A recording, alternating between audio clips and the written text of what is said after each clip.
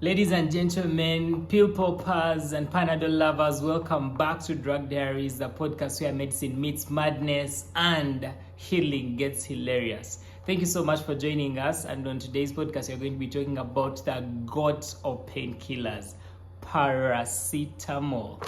Yes, thank you for joining. And about paracetamol, for our international listeners, we know paracetamol is also called acetaminophen. Okay, not just for the international listeners, but also for those of you that love to listen to science, So what paracetamol basically does is that it switches off pain receptors by blocking chemicals in your brain that make you feel pain, and it relieves your body temperature, it relieves high body temperature.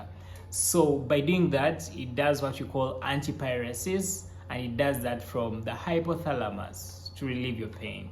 So unlike the non-steroidal anti-inflammatory medicines, paracetamol is gentler on your stomach lining and it does not cause peptic ulcers. So that is one of the benefits that you might want to look out for, and probably that is one of the reasons paracetamol has been a little more popular, and it has been, like we mentioned in one of our videos, the national flower for painkillers. And maybe one time someone was telling me paracetamol might deserve a national holiday because it really does a lot of work.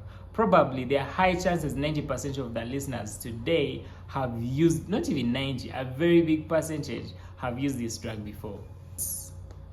The World Health Organization recommends that you take a maximum of 4 grams of paracetamol per day. Now that is just the maximum, because the recommended dose is going to be given to you by your doctor, usually either 1 gram or 500 milligrams of tablets of paracetamol.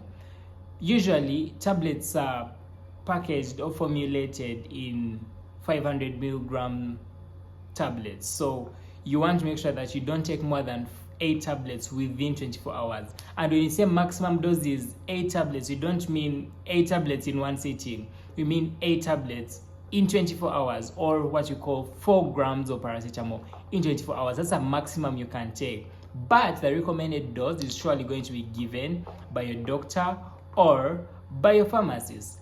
As for children, we know that the dose in children is dependent on the weight, so you have to be careful not to just give half a tablet. Some of you give just 1 tablet. Some of you say children are supposed to take a quarter. No, ask your doctor, ask your pharmacist. The recommended dose is according to the weight in children.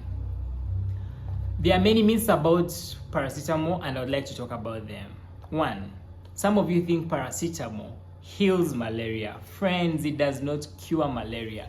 It is true that paracetamol is given with malaria medicines most of the time or once in a while, but paracetamol is not in itself a drug for malaria. It helps you relieve the pain and the fever during malaria, when you're suffering from malaria, but it does not necessarily kill the parasites. If you do take paracetamol for malaria, that's how you find your fever is reducing, but the malaria is killing you because the parasites are still in and killing you.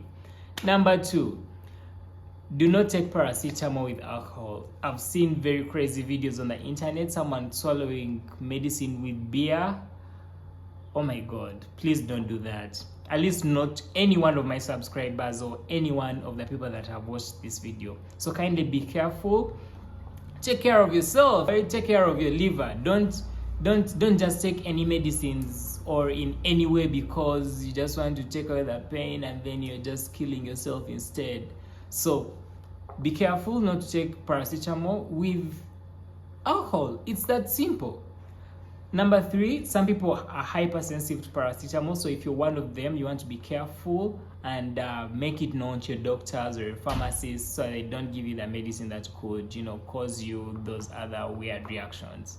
Paracetamol is also contraindicated in people with severe liver disease, so if your liver is already sick, kindly look out for that and don't take the paracetamol. Talk to your doctor to get another recommendation. The symptoms of overdose are usually not very clear. They don't show immediately, but like we've said, paracetamol overdose kills your liver. So before you plan on making money to get a liver transplant, which is really not something you want to go for, take your paracetamol well. Don't overdose yourself, and minimize the use of paracetamol so that your liver stays in the right place. In cases of overdose, other hospitals usually give activated charcoal, and we can also use N-acetylcysteine, which it increases the levels of glutathione. So paracetamol is good. It's the god of painkillers. It's a nice medicine. It is good to defend yourself against pain and fever, but it ought to be used rightfully. It ought to be used well. It ought to be used with caution. It ought to be used according to the way it was meant to be used. It ought to be used very well. So kindly use it well, and I hope this video helped you, or you learned one thing or two from this video.